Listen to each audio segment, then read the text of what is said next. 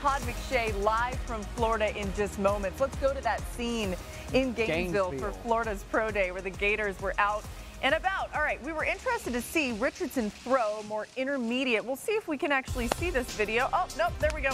All right, so we were interested to see him throwing a little bit more intermediate, more game-like passes. What could he do when things were a little more normal, right? And you see some of that there. There was the jaw-dropping fun, 70-yard pass to end it. There was a backflip. We'll show you that a little bit later when it was all said and done. But here's Todd McShay with Richardson following the Pro Day. I'm here with Anthony Richardson, fresh off your Pro Day, man. Like, obviously, it's a big day. How did it feel out there? No, it felt great. You know, I had a football in my hand, so that's always fun for me.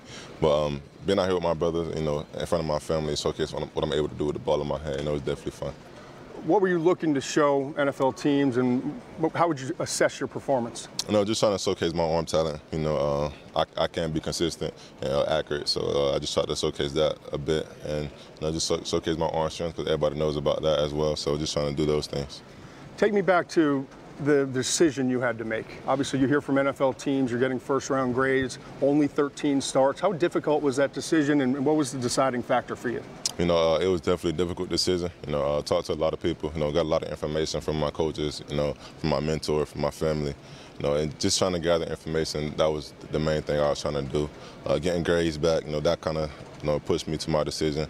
But also thinking about what I could have done if I came out next year, you know, but eventually I decided to bet on myself this year, and I believe that I could, you know, be one of the top QBs in this draft, you know, so I just had faith in myself and went with it. Scouts are always asking you, I'm sure you've been well versed in this, but who are the guys in the league that you study, and what do you try to take away from them? You know, when I was younger, I definitely looked up to Cam a lot. Then, you know, it eventually rolled over to Lamar. But as I got older, I realized that, you know, quarterback isn't only about how athletic and how great you are with the ball running. So I started looking at Aaron Rodgers, Josh Allen, you know, Pat Mahomes, Tom Brady. You know, just trying to implement some of that stuff in my game just so I could be a better quarterback and not just a better athlete. In your opinion, I know you've heard opinions from everybody, but in your opinion, where do you think you have to improve to take your game to that next level in the league? You know, Lord knows what I have to improve on. You know, if you ask me, I feel like I got to improve on everything. You know, accuracy, I can get better with that. You know, decision making, I can get better with that.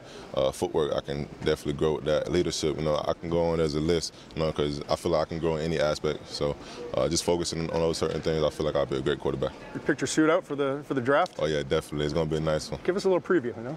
No, the color I'm going with is gray. Okay. Some people might not like it, some people might like it, but I think it'll look good on me. All right, well, good luck to you, man. Yes, sir, thank you. All right. You know, Anthony Richardson, a bit of a style icon, so can't wait to see that gray suit as we bring in Todd McShay for more. He's at Florida for the Pro Day and just got to see Anthony Richardson throw and do everything that he did. What stood out to you, Todd? Because I think there's so many people that love the talent and the flash that Richardson shows, but also want to see him do kind of some more normal things as well. Yeah, to me it was the ease of which he throws the football and the upper body flexibility that he has, especially coming off of Will Levis's Pro Day, the most recent of the three that we saw last week, where Levis is kind of tight in the upper body. He's just so loose and fluid. I mean, how about rolling to your left, throwing off balance, flicking your wrist, and driving it 60 yards downfield? Then the final throw that he had in the session, throwing it 70 yards down the field, perfect placement, and no lower body strain. Like, he can make throws that other guys in this class, a lot of other guys in the league can't make. And he's 6'4", 244 pounds, and as we said, ran a 4.43 in the 40-yard dash. So when I hear about the accuracy issues, and I understand it, because the tape is a roller coaster, right, Laura? It's up and down, and there's a lot of highs and there's a lot of lows. But to me, it's not like the natural touch or the feel or the trajectory that he has. You can tell that even in a pro day workout with some guys. He has all those things. I think it's the lack of experience. You know, you look at some other guys, at least 25 starts for C.J. Stroud and Bryce Young. You've got 4 years for Will Levis and 2 years as a starter in the SEC. You've got 5 years at 2 different schools for Hendon Hooker, and in the last 2 years starting in the SEC. Well, with Anthony, it's just 13 starts. So when he gets to the line of scrimmage, like, he's figuring out the protections. He's not confident in it. What's the defensive structure? Where am I going with the ball pre-snap based off the read, and then post-snap? All of those things lead to a lack of confidence, lead to him panicking at times and just not having his footwork right. when he has some time in the league to develop, and he's only 21 years old when he's a rookie, compared to Hooker, who's going to be 26 at the end of his rookie year, and Will Levis, who's going to be 24 years old before his rookie year. He's going to be just 21 years old. So you got a year, maybe 2 years to develop him and work with him so that he understands the game better before you throw him into the fire. And if that's the case, I'd rather have in 2 years a 23-year-old than guys like Will Levis and Hendon Hooker, who are going to be older coming in as rookies than Anthony Richardson will be in 2 years. Yeah, it's a fascinating decision that somebody's going to have to make. I think to your point, though, Todd, it's also worth pointing out that he had a different staff. A whole new coaching staff came in. Even though Richardson didn't play prior to that, he dealt with injury and was behind some other guys.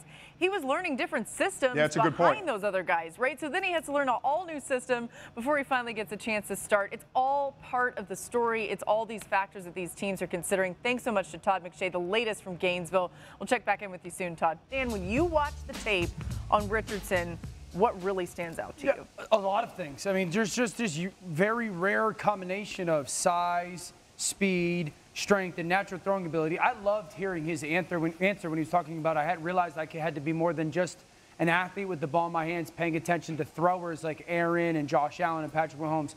You just put up the graphic, Ruddy, of the big plays, the opportunity to throw the ball downfield. I'm through the Texas A&M game. He's got 10 balls that are 20 yards or more that are dropped by his receivers, and everyone talks about his completion percentage. That post is an absolutely perfectly thrown football, but it's dropped. And then I love his strength outside of the pocket while he's throwing on the move.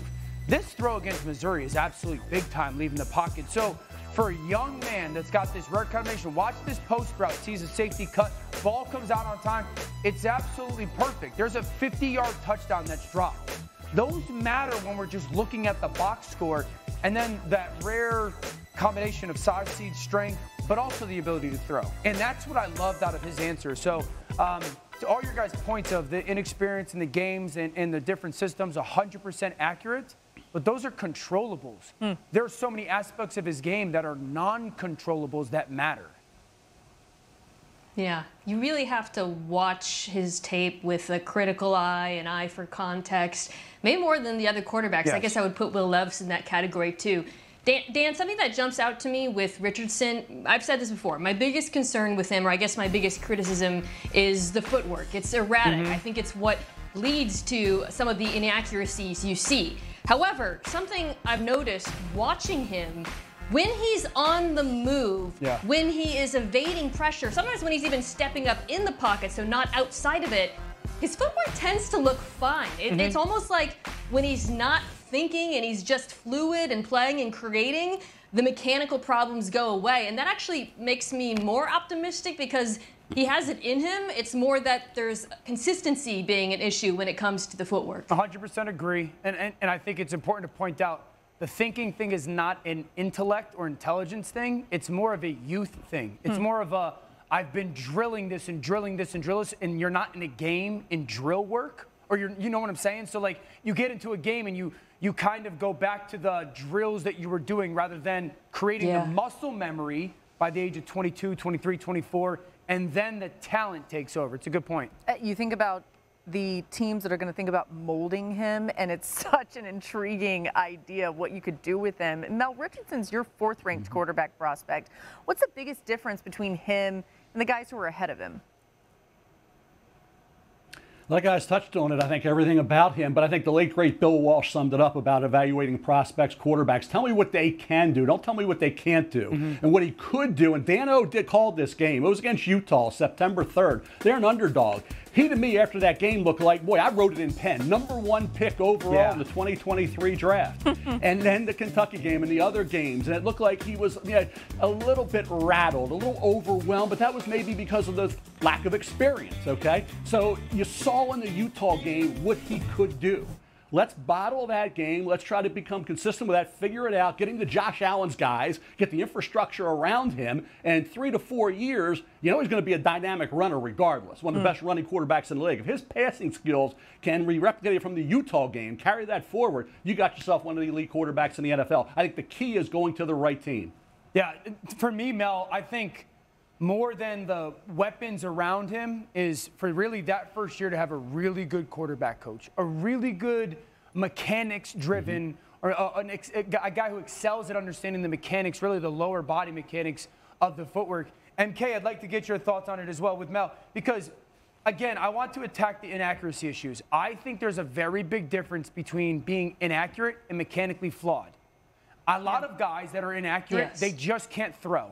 Like, you can't throw. The ball doesn't come off your hand the right way. The release is very non-natural. That's where I don't see Anthony. I think he's mechanically flawed from his feet, essentially. And I think once those feet are married, attached to or tied to his upper body and throwing motion, that's when I think any of these accuracy issues are completely null and void. Yeah, I think it's really telling, kind of like I said, that at times his mechanics look fine, right? Like everything about them looks fine at times. His release looks great. His footwork looks great. He looks so good making those off-platform throws. It tells me that there's not like a fundamental issue here. It really is about consistency and marrying it to, the concepts that he's asked to work in with it. Thank you for watching ESPN on YouTube. For live streaming sports and premium content, subscribe to ESPN+.